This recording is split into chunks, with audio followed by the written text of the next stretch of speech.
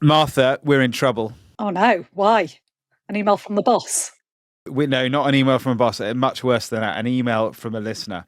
I'll read it to you. Martha, I was deeply troubled this week by your dismissive reference to the American institution, which is green bean casserole. It goes on to say, it is America on a plate. Out of respect for the special relationship between our two countries, I will not comment on jellied eels, spotted dick, or black pudding. Respectfully, Andrew.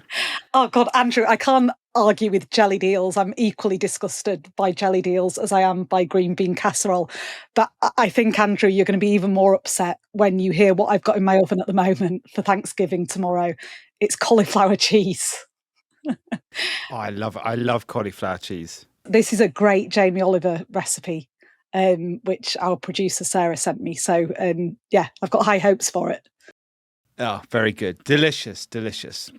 I'm Mark Stone in Washington, D.C. And I'm Martha Kellner in Los Angeles. Who and what is the Venezuelan gang? The president this week proscribed a terrorist organisation. Plus some good news for the president in the courts. Might Donald Trump's own personal legal woes finally be behind him? But first, the podcast is coming to you a day earlier than it normally would. That's because of the shooting in the nation's capital on Wednesday afternoon. We'll tell you what we know so far. So as I said, normally, of course, we're in your feeds on a Friday morning, but because of the Thanksgiving holidays here in the United States and events in Washington, D.C., we thought we should come to you a day early. Yeah, Thanksgiving Eve, you can call it. It's, 10:30 at night here in Washington, D.C., a little earlier where you are, Martha. And both of us have spent the afternoon and into the evening absorbing the news that has been emerging from here in Washington, D.C. It was about 2:30 this afternoon, D.C. time, that we got word that 15 minutes earlier or so, there had been a shooting just a block away from the White House. 2 National Guard members shot just so close, as I say, to the White House. I headed down there quickly with our producer, Kirsty Hickey, and, you've done these things many times, and there were a lot of people there already, even more journalists perhaps than normal, because it was so close to the White House. And it was clear from the number of law enforcement that were there, FBI, the Metropolitan Police, the Secret Service, and other as well, the Parks Police, all of them swarming into this one area. It was clear that this was a very, very serious incident. The condition of the 2 National Guardsmen at the time of recording is unclear. In fact, I don't know if you saw it, but there was a kind of extraordinary moment mid-afternoon or late afternoon where the governor of West Virginia announced on X that they had died. But then about 15 minutes later, another statement from Patrick Morrisey, the West Virginia governor, retracting his initial statement, saying that there had been conflicting reports on the well-being of those who were shot. What we do know is that they were rushed to hospital. I've seen images that was taken by bystanders, which gave me and those of us that watched it a clear sense that these 2 National Guard are very gravely injured. But, as I say, right now, as we record, they're fighting for their lives. The National Guard, for anyone who doesn't know, they're effectively what we would describe in the UK as the Territorial Army. So they're civilians that are called up to serve, and DC obviously not the only place where the Guard have been deployed. We've also had the National Guard here in LA. You can only imagine how agonising it must have been for the friends and families of these 2 Guards members. Hearing this news, they're looking forward, presumably, to spending Thanksgiving with their family members. And then the day before, this tragic incident. And then, the added agony of seeing the governor of West Virginia announcing that they'd passed away, without that being official. I mean, in journalism, you're always told, aren't you, get it right. Yes, get it fast, but please do get it right. And obviously mistakes happen. but they happen more if you're rushing to announce the condition of suspects and victims in active police investigations. And, this is an administration that likes to break the news first. We saw it with Donald Trump announcing the death of Charlie Kirk and, Kash Patel live tweeting the FBI search for Kirk's killer. It's all a bit unedifying. Yeah, it is. We got more of an update later in the evening from President Trump. He initially had released a statement on Truth Social where he described what had happened. He said in that statement that the suspect who had been captured, shot, injured, and was in custody was an animal. He then made a more fulsome statement from Mar-a-Lago where he's spending Thanksgiving in an address, I guess you could call it an address to the nation, via his social media accounts. Incidentally, the suspect has been identified by the authorities as an Afghan national, Ramanullah Lakanwal, who came to the United States in 2021. He used a handgun to shoot the two soldiers. My great fellow Americans, earlier today, on the eve of the Thanksgiving holiday, two members of the National Guard serving in Washington, D.C., were shot at point-blank range in a monstrous ambush-style attack just steps away from the White House. I can report tonight that, based on the best available information, the Department of Homeland Security is confident that the suspect in custody is a foreigner who entered our country from Afghanistan, a hellhole on earth. He was flown in by the Biden administration in September 2021 on those infamous flights that everybody was talking about. Nobody knew who was coming in. Nobody knew anything about it. This attack underscores the single greatest national security threat facing our nation. The last administration let in 20 million unknown and unvetted foreigners from all over the world, from places that you don't want to even know about. No country can tolerate such a risk to our very survival. Yeah, Donald Trump said there that they were going to review all Afghan nationals in the country at the moment. And as we've been recording, the US Citizenship and Immigration Services Agency, they're announcing that the US government are stopping processing all Afghan nationals pending a review. The thing that struck me about that statement from Donald Trump, bearing in mind it was just a few hours after this shooting had happened, most politicians at that point, I think, or most leaders, would probably not go quite so political so quickly. They would be thoughts and prayers and, maybe an update on the status of those injured. But not Donald Trump. He doesn't. That's not his style. It's like he literally went. He went for the whole Afghan community and then the Somali community. Not quite sure why in Minnesota, and I guess what this will do, it fuels and pushes division, doesn't it? And anyone who has a problem with these communities who have come here and in the process of perhaps claiming asylum, it kind of emboldens them to dislike these communities even more. So it is hardly bringing people together. Yeah, I mean, he was using it in a way to not only justify the National Guard that he's already deployed onto the streets of Washington, D.C., 2,000 National Guard already.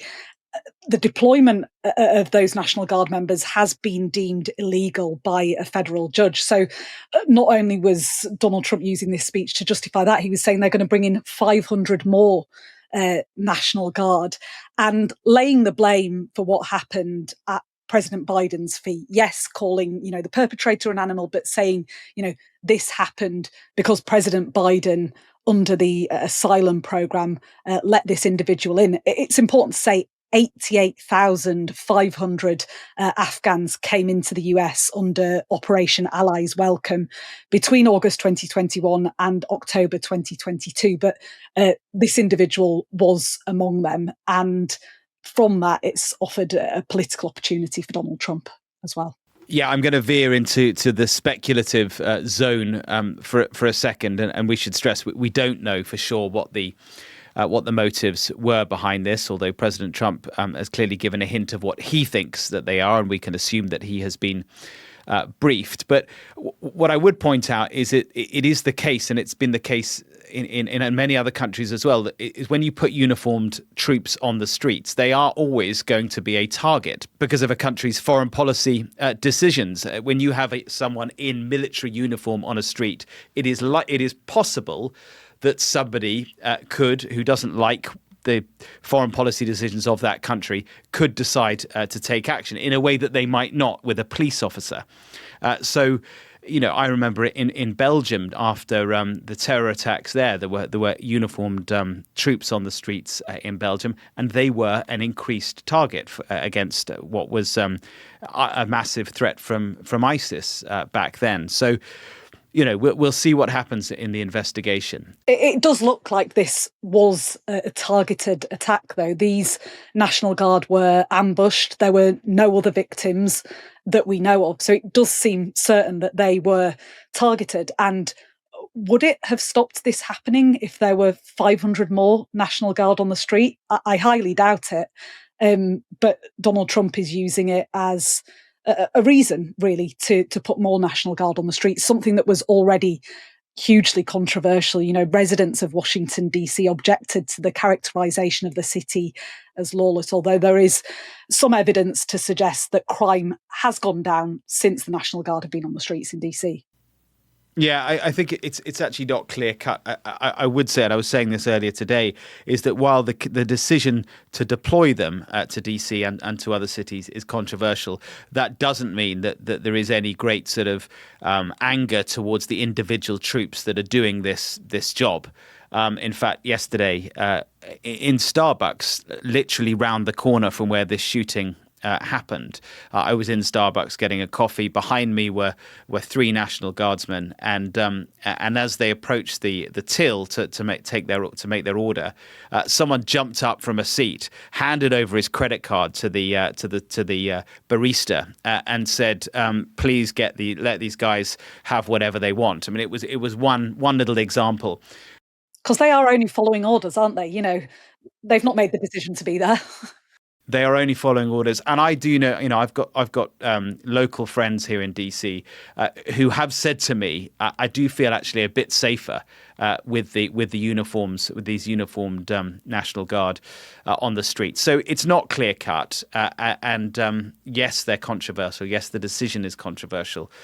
But for the young men and women who are doing that job, often very far from their home, there is respect for the orders that they have been given. Mark, obviously, the area around the White House, one of the most heavily surveilled parts of the world, and this attack happened outside a metro station, so a tube station where there would be cameras.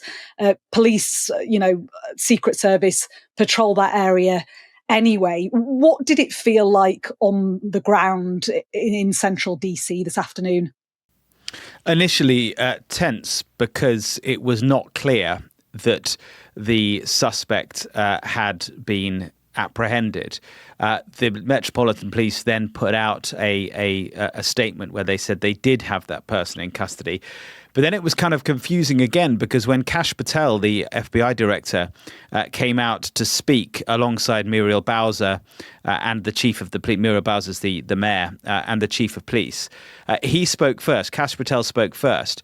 He made a statement which made it sound very much like the perpetrators were still at large. He said, "We will make sure we find the perpetrators for this act," which certainly confused me, given that we were under the impression that that the single perpetrator was in custody. It was quickly cleared up, but it certainly was another case where Kash Patel was not particularly accurate with his words, should we say. And I was able to get some clarification from him and also from the deputy police chief. Mayor, can you tell us any more details on the condition of the two National Guardsmen and whether or not anyone else was injured? And a quick question follow-up for the FBI director. You said that we'll make sure we find the perpetrators for this act. So just to clarify, the person believed to be responsible is in custody and there are no other suspects? Sure, so I can start out. Again, Chief Carroll from MPD. So both the individuals, the Guard members, they are in critical condition in a local hospital at this time being treated. At this point, we have no other suspects. We have reviewed video from the area. It appears, like I said, to be a lone gunman that raised a firearm and ambushed these members of the National Guard, and he was quickly taken into custody by other National Guard members and law enforcement. Yeah, so at the time of recording, coming up to 11:15 here in Washington, D.C. in the evening. That's what we know, but this is a story that is still fast moving. It could change significantly depending on when you listen to this. So check out the latest on all Sky News platforms, and we will have it there. Now, away from Washington and the Wednesday shooting, we always say we're grateful for your correspondence, and we are. It is, of course, Martha, the season to be thankful. It is. We've had a bunch of emails over the course of the past week. We thought we would use this pre-Thanksgiving podcast to open up the mailbag and get some of your questions answered. Yeah, that brings us to Venezuela because Greg from Boston, Massachusetts, of course, he's written in to ask us what the latest is between Trump and Venezuela's President Nicolas Maduro. Well, on Monday, Donald Trump put the Cartel de las Soles in his sights. You may not have heard of them. They are a little-known cartel the White House this week designated as a terrorist group. This felt like more saber rattling by Donald Trump. Yeah, Donald Trump's administration has ramped up pressure on Maduro by designating this cartel as a foreign terrorist organization. It is a bit of a confusing designation, though, because the cartel is not an organized group as such. The term is used in Venezuela for corrupt, high-ranking military officers, police officers or government officials. But the organization has no real structure, and Venezuela has even denied its existence. Yeah, when Donald Trump was on his way down to Mar-a-Lago for Thanksgiving, he was asked what his thoughts were on the current tensions between the US and Venezuela. On Venezuela, sir, are you planning to talk to Nicolas Maduro? I might talk to him, we'll see, but we're discussing that with the different staffs. We might talk on Venezuela. So pouring a bit of cold water on the heat that appears to have been generated between himself and Maduro. That doesn't change the fact that the US military has deployed a massive aircraft carrier and its strike group, that is the associated ships and troops and airmen and sailors that come with that. It's been sitting off the coast of Venezuela for some time now. The chairman of the Joint Chiefs, the top military officer here in the United States, has been to visit them. I think Pete Hegseth has been there as well. So all of it together gives the impression, at least, that something is about to happen. Designating these cartels as terror organizations sort of changes the legal designation, perhaps allows Donald Trump the ability to carry out strikes. I don't think at this stage anyone is actually talking about some sort of a ground invasion, although the amount of troops that are there would certainly be enough for that. But airstrikes within Venezuela, taking out cartels, taking out what they believe to be cartels, perhaps that is on the cards. And one more thing before we wrap up. On Tuesday's podcast, we mentioned a question that we had from Peter about Donald Trump's own lawsuits. Turns out that was very prescient indeed, because on Wednesday, in the Georgia election interference case, which is spearheaded by Fannie Willis, who is the Fulton County District Attorney, that case was the historic racketeering case against President Donald Trump and others for allegedly attempting to overturn the 2020 presidential election. Well, that case has been officially dropped now. Yes, this was Fannie Willis very much closing this chapter in a legal effort once seen as a genuinely grave threat to Donald Trump's future political career. I remember being down there. I can't remember if you were there as well, Martha. It was, what a circus it was. It feels like a different time now. But it was the mugshot. Do you remember the mugshot? Yeah. That then got printed on T-shirts very quickly. The mugshot, incidentally, that Donald Trump then sort of owned, as only he would, as a sort of badge of Pride. It was a massive, massive case. Of course, at the heart of it was the audio recording of Donald Trump demanding that an election official find 11,000 votes, which was, of course, the number he needed to change a loss in Georgia into a win. Yeah, the prosecutor on that case said that the citizens of Georgia are now not served by pursuing this case in full for another 5 to 10 years. He also went on to say that the case had been on life support for some time, which was pretty much what we gathered. The move means that Trump has dodged criminal legal jeopardy for his attempts to overturn the 2020 election loss to President Joe Biden. Anyway, that is it for today. Is it? Do you say Happy Thanksgiving? Is that what's the appropriate lingo, Martha? I think Happy Thanksgiving sounds about right. Happy Thanksgiving and Merry Christmas is what they say, isn't it? Whereas we kind of say Happy Christmas, but Merry Thanksgiving wouldn't really work. Anyway, Happy Thanksgiving. You are off out for dinner, which you're late for. I'm hoping to be. Me and my cauliflower cheese. You and your cauliflower cheese. Go, go, go. And any more updates on the shooting in DC, we will, of course, bring you on all Sky News platforms. But thanks for listening. Trump100 at sky.uk. That is the email address. See you soon.